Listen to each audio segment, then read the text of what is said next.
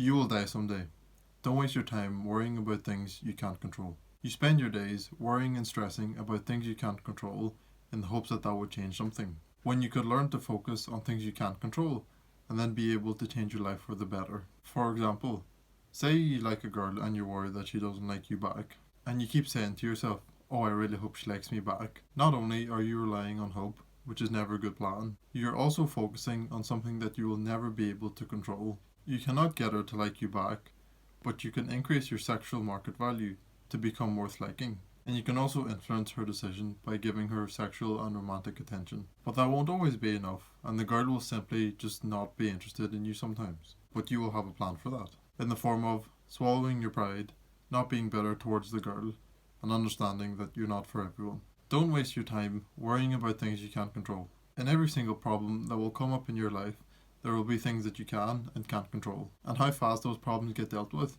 and left in the past will depend on what you focus on. And even if the problem becomes okay eventually, you still wasted so much time only worrying about it until it passes. The biggest problem about worrying about things you can't control is the tremendous amount of time that is wasted. You honestly waste so much time.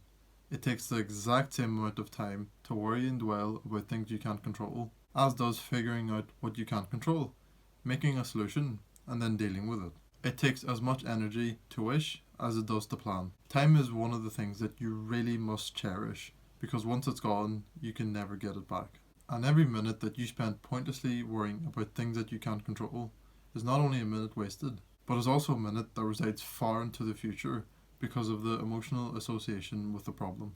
You are emotionally draining yourself. Imagine that every single problem or situation that you encounter in your future, you can only see the things that you can't control. It is nearly the same as seeing the bad in every situation instead of the good. You focus on what you can't control, because complaining and dwelling on it is easy, whereas focusing on what you can control and dealing with it is much more difficult. You will always be right when you complain and say that life is unfair and that everything is so difficult. So now what?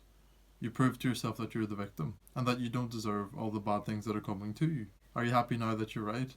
Are your problems dealt with? If anything, you feel worse now, because you close the thought loop and you understand that you're the victim. But you can't get any justice unless you be strong, focus on what you can control, and deal with the problems. You are not good to be around. Do you like being around people who complain about the weather like it is the worst thing in the world? Absolutely not. You will always gravitate towards people who lighten the mood and are always positive. And in the same way, you distance yourself from the people who bring the mood down and who are negative. And you can say what you want. "Oh, I'm negative and I complain, but I still have many friends." I believe that. But do you bring out the best in your friends? Or do they secretly want time away from you after remembering how awful you really are? And you get no attention from girls, so don't pretend like everything is okay. Would you worry and dwell about how dangerous the ocean is? You definitely wouldn't, because you know you can't control a single thing. And no matter how much worrying you will do, nothing will change. And the only reason you don't worry about that is because that is something absolutely massive. But you worry about the smaller problems that you have day to day. So you need to understand that in the grand scheme of things, your problem is insignificant. There will always be bad in the world for you to focus on and to tell everyone how bad it is. And people never need help to hear about how bad the world is. Everyone already hears way too much about that. And especially when times are bad, they will want people who are able to lift up the mood and be positive. And although you're not that now, you will need to become that person who can help everyone stay positive in a world of negativity.